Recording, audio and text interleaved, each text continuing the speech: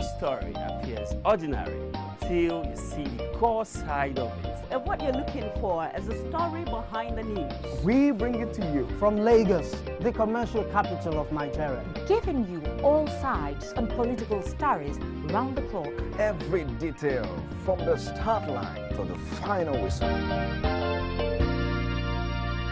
CoreTV News, expanding your view.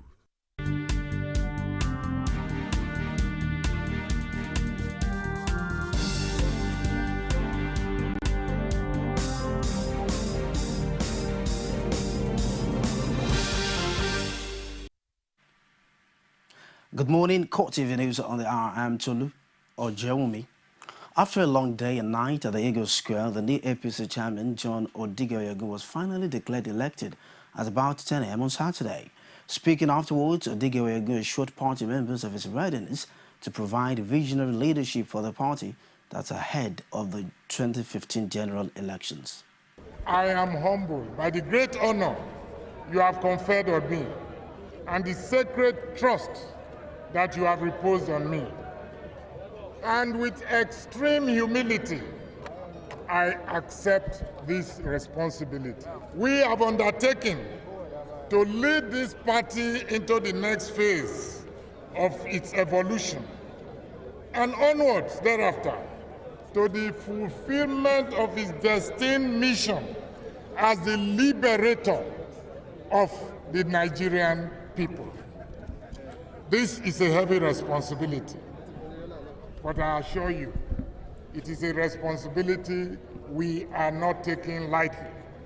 Nigerians have been frustrated by the fact that there was no alternative national party comparable in strength to rescue them from the clutches of the PDP. Today, I want to say to Nigerians, your wait is over. Your prayers have been answered. Help is on the way. The APC has arrived. In 2015, the All Progressives Congress will provide Nigerians with visionary, dedicated, and people-oriented leadership that will liberate the nation from the clutches of the PDP's rule of poverty and oppression. Meanwhile, hundreds of thousands of members of the All Progressives Congress APC spent the night at the Eagle Square to see about 6,000 delegates elect new party officials. Not even the downpour could dampen the mood of party faithful at APC's inaugural national convention. Per Samuel reports. All roads in Abuja seemed to lead to the city center on Friday night, where the long-awaited APC National Convention was taking place. The atmosphere outside the Eagle Square could best be likened to a carnival.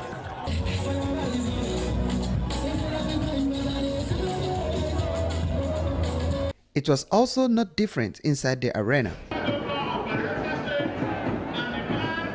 But when it was time for speeches, the party leaders were businesslike. 2011, we have remained resolved to make sure that this country that we have helped to build, nobody should completely destroy it. Enough destruction has been done. Stand firm, vote for APC, let's get this country moving again. You become part of a common sense revolution.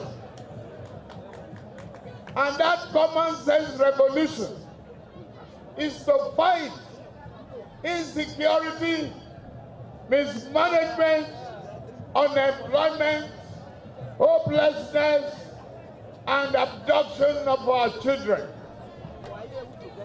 Failure of a government, a president, this won't stop on the desk of the president. For our children, 250 and more of them to still be in captivity is a shame to all of us, but the biggest failure of ineptitude, incompetency, and a failure of good government. It was also a time for outgoing chairman Bisi Akonde to say goodbye. He used the opportunity to lash at the ruling PDP and give an insight into what to expect from an APC government at the center. Nigeria is today a subject of some form of global assistance after it was apparently overwhelmed by security challenges. As I speak, personnel and equipment from a global coalition that includes the United States, the United Kingdom, Israel, and the United Nations are in our country, assisting us to rescue the over 200 school girls. The Eagle Square was fully occupied, and that was because there was little or no restriction. So, these party members had to sit on the ground. In the run-up to the convention, the chairmanship position was a 3-horse race, but Tom Ikimi was eased out. He reacted by shunning the convention, while Temipre Silva publicly declared support for John Oyegun. There was also consensus in the choice of National Secretary and Publicity Secretary, but in spite of this, elections still had to go on for several other positions. And under the watchful eyes of INEC, officials and security operatives, voting commenced at about 12:54 a.m. Some delegates who spoke to CoreTV News were optimistic that the convention is coming at the right time. To support APC, our new party,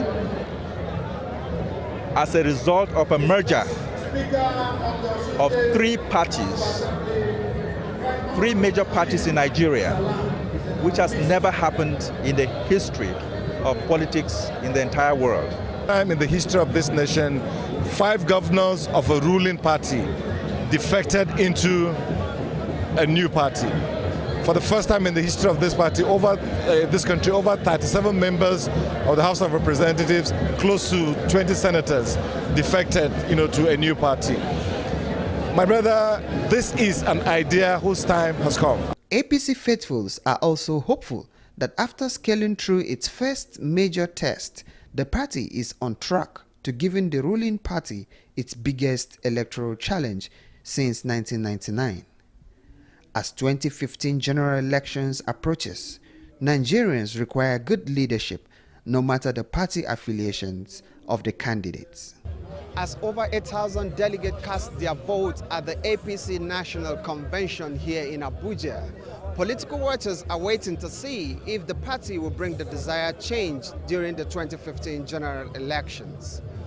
Pius Samuel, CoreTV News, Abuja. In a related issue, the presidency has congratulated the All Progressives Congress APC for its ability to hold a successful convention. It says that the national officers who were elected at the party's national convention emerged at a critical time when the nation was preparing for elections. The special advisor to the president on political matters, Hamed Al-Khali, who stated this in a statement, charged the APC's National Executive Committee, led by its national chairman, John Odigoyegun, and other members of the Executive Committee, to put the interest of the nation first in whatever they do. He added that the President, Goodluck Jonathan, has laid a solid foundation for the conduct of free, fair and credible polls in the country, and all hands must be on deck to ensure the people of Ekiti State are allowed to exercise their right to elect their leaders without hindrance. In the meantime, as the June 21st Ekiti governorship election gets closer, organized labor across the country has endorsed the second-term ambition of Governor Kaido Fayemi. The unions led by the National Administrative Organ of the Nigeria Labour Congress, NLC, did the endorsement at a solidarity rally held in Ado-Ekiti. Rashid was there and filed in this report.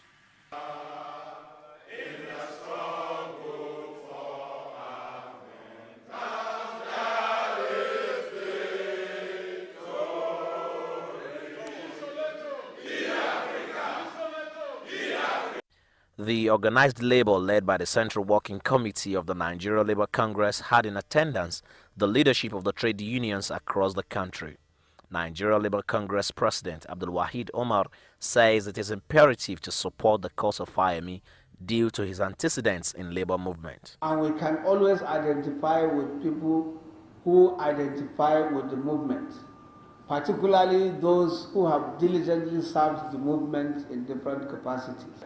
Your Excellency, I do know that your antecedents in labor movement in struggle are not something that are hidden. And therefore, if we choose to identify openly with you, it is because we have every cause to do that. Fayemi expressed gratitude to the labor leaders and vowed to represent very well the movement that prepared him for leadership in all spheres. Most critical reason why your presence here speaks volume is for people to know that leadership is not accidental. My partisanship is an extension of my activism.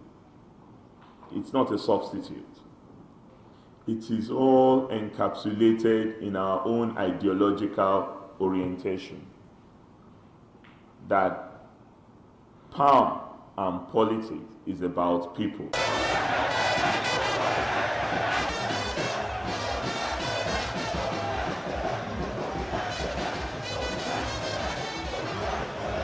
The endorsement rally later moved to the Oluyemi Kayode Stadium.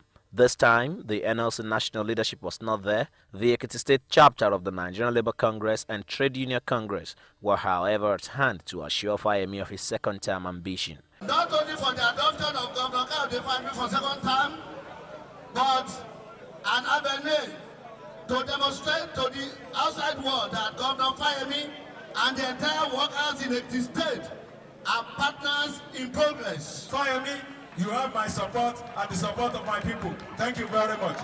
With the June 21st governorship election barely a week away, political watchers are waiting to see the outcome of this endorsement. Rashid, CoreTV News, Ado Ekiti. The INEC Resident Electoral Commissioner in Ekiti State, Ali Lufai, has cleared the air on the origin and destination of a truck arrested with electoral materials during the week in Ado Ekiti, the state capital. She insisted that the content of the vehicle are the Commission's obsolete materials and also decries comments credited to the commander of the Army Detachment drafted to oversee security during the election, Alayu Momo, indicating that the materials in the vehicle were dated 2014. Rashid monitored this latest twist from Ado Ekiti and fired in this report. The interception of the Lagos-bound truck on Thursday at Itaure and the dismissal of the materials as obsolete by INEC and claims by the military commander who arrested the truck indicating that some 2014 materials were found in the truck is now eliciting reactions. Commenting on this development, the INEC Resident Electoral Commissioner in Ekiti State, Ali Lupai, explained that the truck contained the only waste product of the electoral body. You have this as INEC stamp, and you have this as stamps that is currently in use. And what is curious about this issue is that you cannot claim that 2014 stamp is a waste material. We only received the stamps that would be used for the 2014 election on the 13th. That was just yesterday. In other words, as at the time that truck was intercepted, we have not even received the stamps. Stressing the fact that the materials found in the truck were indeed obsolete, Ekiti INEC unveils aprons which will be used in the forthcoming election, as the resident electoral commissioner also announced that the chairman of the INEC and the Inspector General of Police, Muhammad Abubakar, are due to arrive Ekiti on next Wednesday alongside the sensitive materials to be used for the poll. The sensitive materials will come next week. The chairman of the commission, Professor Atahiru Mohamed Jega, will be coming for the final stakeholders meeting on Wednesday 18th this month. The Inspector General of Police is also expected to be there. The fears nursed by the electorate over the credibility of the forthcoming election were also laid to rest, as the resident electoral commissioner assured all of INEC's neutrality. We do not have any preferred candidate or political party, and we have no reason whatsoever to compromise with anybody. We want to achieve a free, fair, and credible election, and therefore appeal to all the stakeholders in this state to play the game according to the rules of the game. Although Ekiti State has 2,195 polling units, the resident electoral commissioner reveals that the figure has increased to 2,803 polling cubicles due to the largeness of some polling units. This, he added, is to enhance smooth voting system. Rashid, CoreTV News, Ado Ekiti. From Ekiti, we'll now visit Osun State, but that's after this break. Please stay with us. On the day list this morning, Nigerians encourage corruption besides during first of the Punch newspaper. And Nigerian governor calls for Okunjo Ibeala's resignation. Page 2 of the Punch newspaper. The dailies every day on CoreTV News. You're still watching CoreTV News on the hour. For more information on our news and other programs, visit us on our Facebook page, facebook.com/CoreTV News. On Twitter, our handle is @CoreTV News NG. You may also check us up on YouTube, youtube.com/CoreTV, Space News. Now moving on, with less than 3 months to the Osun State governorship poll, the State Police Command has assured that adequate steps will be taken to ensure a hitch-free election. The command arrested 2 suspected armed political thugs at one of the campaign rallies in the state. Bido Kore in Osogbo has more. The Osun State Police Command has arrested 2 suspected political thugs. The arrests were made at one of the recent campaign rallies in the state. At the time of their arrest, some dangerous weapons and local charms were reportedly found on them. The Osun Police Command Public Relations Officer, Folasade Odoro, gives insight into how the arrests were made. So our men were there that day doing their visibility policing before they sighted the suspects. And during this course, they were searched and all the dangerous weapons were found in their vehicle and also in their trousers. According to Odoro, further investigations is still being carried out to determine the level of complicity of both men. Diligent investigation will be carried out, and if they are found guilty, they will be charged to court to face the music.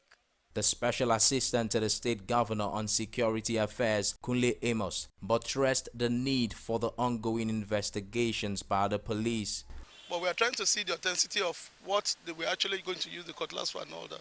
So investigation is still ongoing. They are still just suspects until it's determined and investigated that they are actually culprits. You can't say precisely whether they are offender or not. The command spokesman Folasade Odoro confirms the readiness of the police to adequately handle the state's governorship election come August 9. According to the Inspector General of Police Transformation Agenda on visibility policing, we are fully on ground. We've strategized all our men that during this electioneering period, we are not going to take it lightly with anyone found with any offensive weapons. With preparations for the August 9 election in Osun State heating up by the day, will police assurance of providing security before and during the election be solely relied on? Events in the very near future will reveal this to us. Bid Okoro, CoreTV News, Osogbo. That's all. Thanks for watching. I'm Tolu. Or Jeremy, say again on top of the hour.